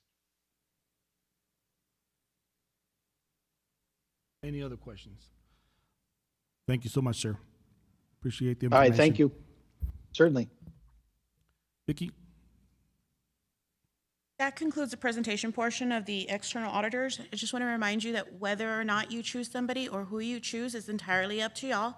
The process after this, if you choose one of these external auditors, would be exclusively with the forensic auditors, and y'all will discuss the scope and how many scopes y'all would like to include in that.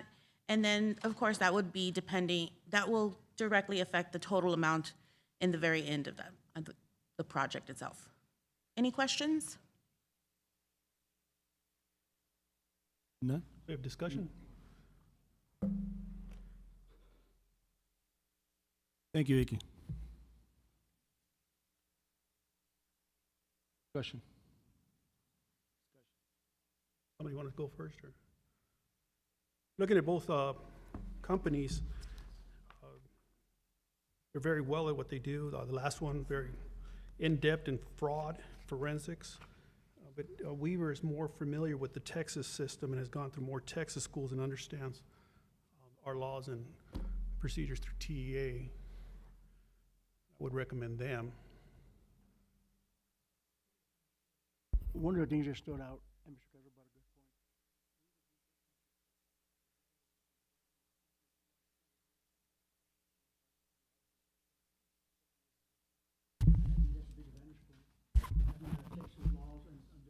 point. Familiar with it, I apologize, I'm sorry. I was saying that I think one of the advantages of Weaver Tidwell is that they're from Texas, and they dealt with 50 school districts in Texas. I think that's a huge advantage. They did an audit in EPSD here several years back, and I just believe that they sound like the more qualified forensic group. Cindy? Go ahead, Cindy. I do, listening to both presentations, I do believe Weaver and Tidwell understands what we're trying to accomplish here.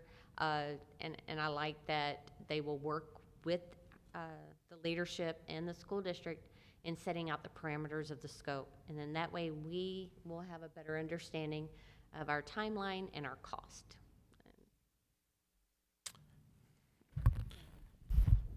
I have to agree. I mean, Weaver, they know Texas state law. They've dealt with federal entities. I mean, we deal with federal monies. So, I mean, they have that broad range of scope and that knowledge and expertise. So I agree that Weaver's probably the best choice. It's going to be the best choice. They've also worked with the TEA, and I think that's important too, because as we all know, they're going to be looking in and from audits that we've had in the past. So therefore, it might be consistent. Well, it looks like we're all in agreement then, because I also agree with Weaver. And so Make a motion that we approve Weaver Tidwell to conduct the district forensic audit services. Okay, wait a minute. Who seconded that? Doesn't matter. Okay, I have a motion by Ms. Cynthia Nájera and a second by Mr. Barrera. All those in favor? Aye. Aye. All those opposed? Motion carries.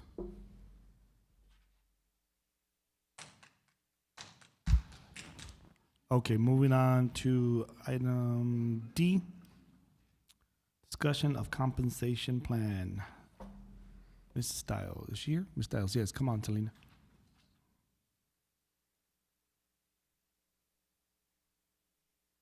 Do you want to go first or afterwards, Tommy? And Mrs. Margarita? I'm sorry? You have two speakers. I have you down, Ms. Margarita Parra, and you to speak. So do you want to speak before Ms. Stiles or afterwards? I'll give you that choice.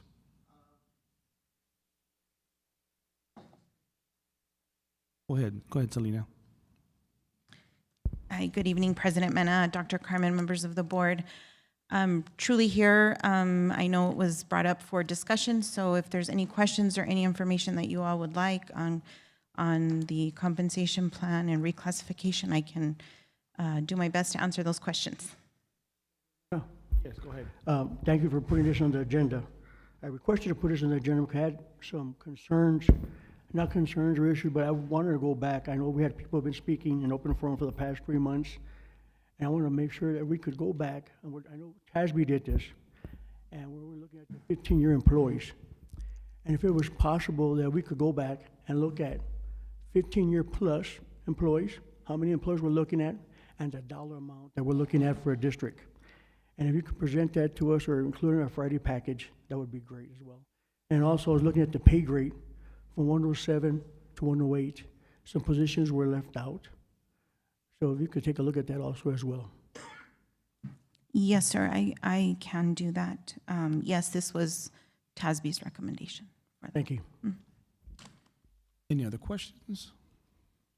You'll break it down by year when they're 15 plus, or make proposals on how to increase that? I'm trying to understand.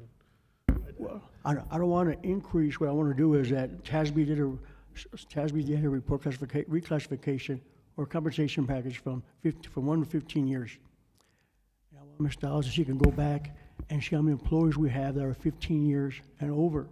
How many employees were left out of the salary classification, and what's the dollar amount? Now, there were some employees that had been there for 20 years, and they didn't meet the midpoint, but now they were able to get some extra money. But there was quite a bit of employees that possibly did not get anything, that have been here for maybe 15 years plus, 25 or 30. So they can go back and just see what we're looking at, how many employees and the dollar amount. Bob, I have a question for you. As far as being board action for taking direction, are we allowed to do that? I don't want to. No, I didn't want any board action. There was just a discussion. Yeah, that's fine. Yeah, and if he could just if they could look at it and just bring it back to a Friday package. Yeah, this is not a Are action we just item. asking for information? Yes, Information? information. Okay, okay, I got you. Right, and if Superintendent Carmen is okay with the request for these reports or additional information, then, you know, if he wants to object, he can do so now, but if not, then he can have his staff provide the information being requested. But there's no action, there's no. So it's just more informative for the board, information for the board. Right, right, and there's no action. Bobby, I got a question. Even though we're talking about compensation here, but I got a question about a certain entity that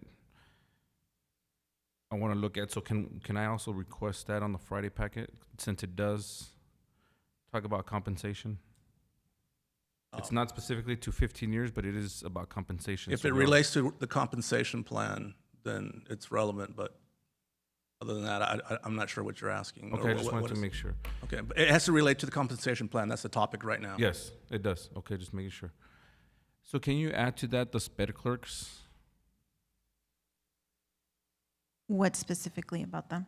I think it's their pay scale. I think they're like at a 304 or something like that. So does it justify where they're at, or should they be at a higher pay scale?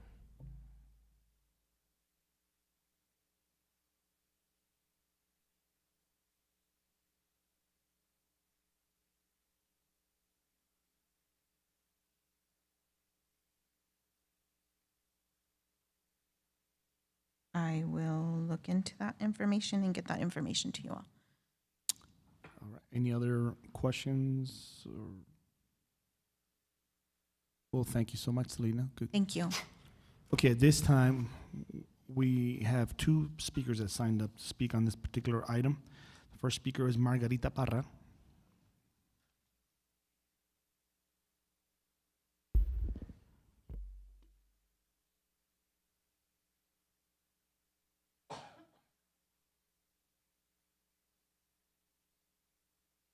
Good evening, President Mena and Superintendent Carmen and members of the board.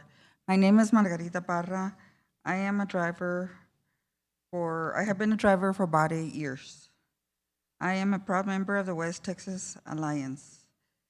I am here to ask you to approve the compensation of employees who have been here for over 15 years. They earned this compensation. We have applied. When we applied, we were asked to bring in all sorts of documents, which we did, and some of us had to go back and do a lot of backtracking because some of us came from Fort Bliss where the contractors come and go constantly, and we were not able to bring in letters from them because we even had one from Alaska. I'm certainly not going to go to Alaska, and still, a lot of us have not received our compensation.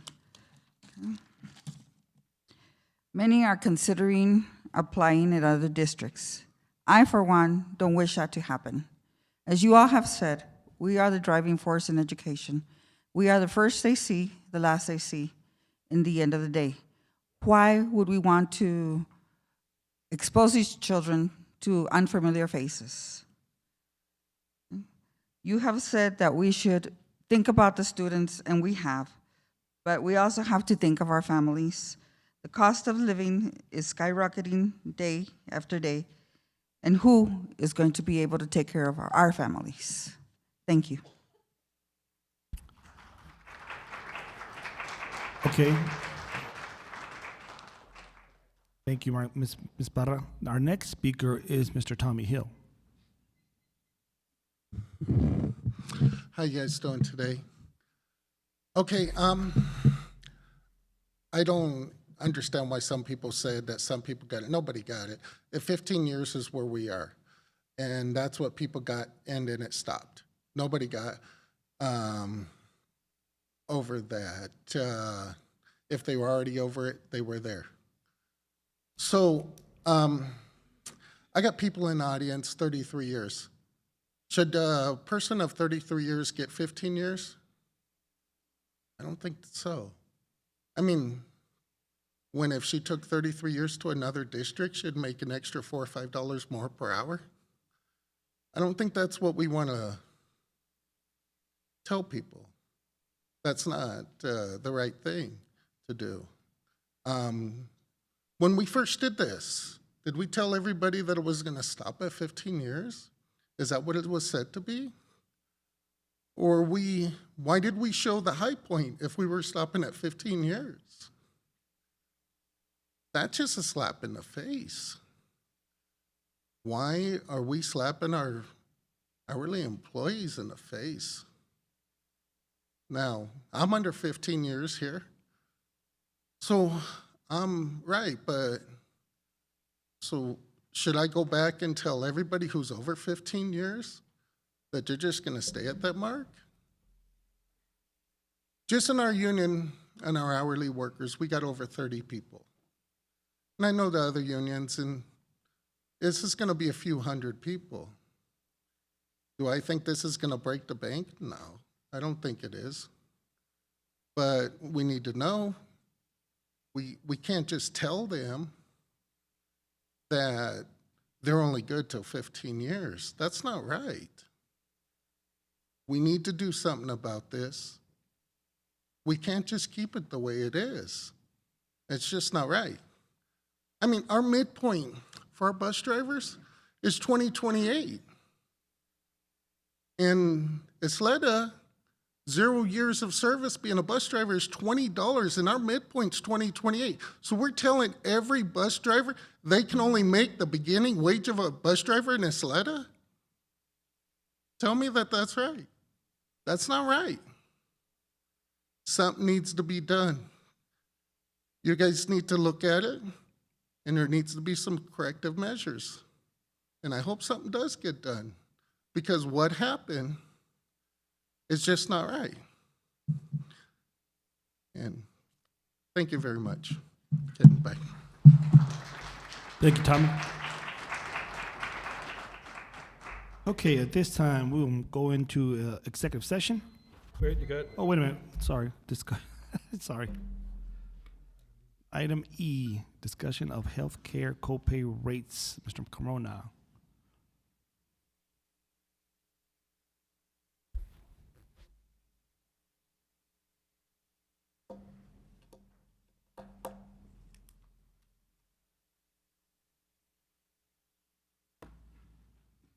Good evening, Board President Mena, Dr. Carmen, members of the board. I thought I was safe there by a minute, but No. You guys got me on my toes.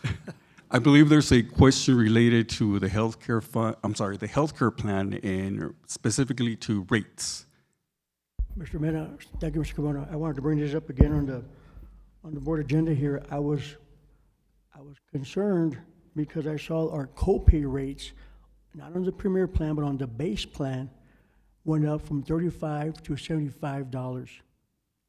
I think that's a drastic increase from $35 to $75. I know we are self-funded. Several years ago, when we decided to raise the premiums, we did it in a 3-year increment to offset some of that money we were losing. Can we go back and maybe look at the copay rates and not increase it $40? I think that's very difficult for individuals with everything going up. Can we increase it maybe $10 at a time, $10 every year, to once we get to $75? And I'd like to see if administration can go back and look at the increments from $35, maybe increase it maybe to $10, maybe going $45. Yes, absolutely. We can get together with our insurance consultant and see what the impact would be on the health fund. And of course, based on those changes, present that information back. Absolutely.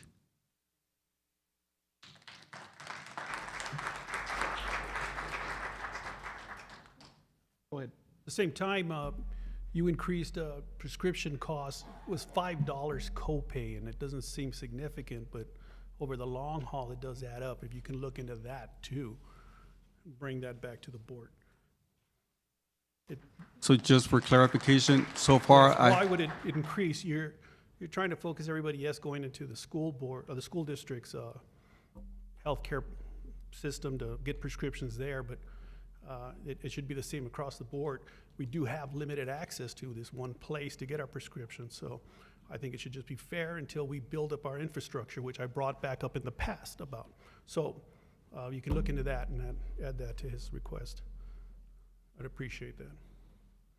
Absolutely. Just for clarification, so I have 2 items pending: the urgent care copayment and the pharmacy copayment for generics. Yes.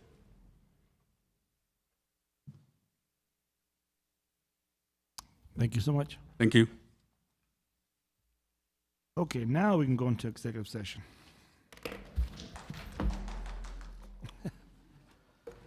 Okay, the meeting is to be closed for discussion with legal counsel to receive the recommendations for administration to propose termination of the probationary contract of a teacher at Mission Early College High School campus, to consider administrative recommendations for the director positions for bilingual education and facilities construction assistant principal position for Socorro High School under the Texas Government Code Section 551071, 551072, and 551074.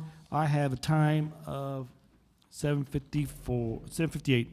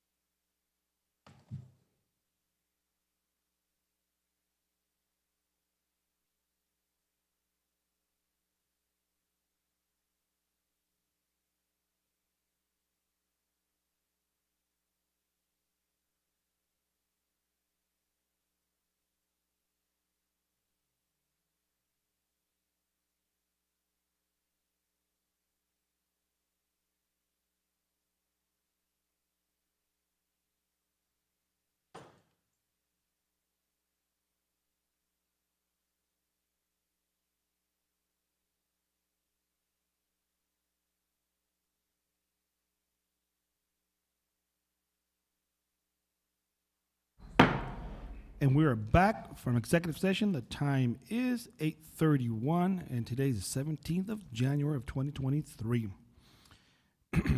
New business continuation, discussion and possible action regarding the recommendation for administration to propose termination of the probationary contract of a teacher at Mission Early College High School campus.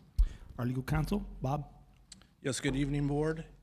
As discussed in closed session, I recommend a motion to propose the termination of the probationary contract of Armando Perez for good cause into Education Code Section 21.104, subsection A, and to authorize the superintendent to provide the employee notice of such proposed termination. Okay.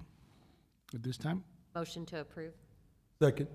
so I have a motion by Ms. Cynthia Nájera, a second by Mr. David Morales. All those in favor? Aye. Aye. All those opposed? Motion carries. Item B, consider approval of administrative recommendations. Presenter, Dr. Nate Carmen.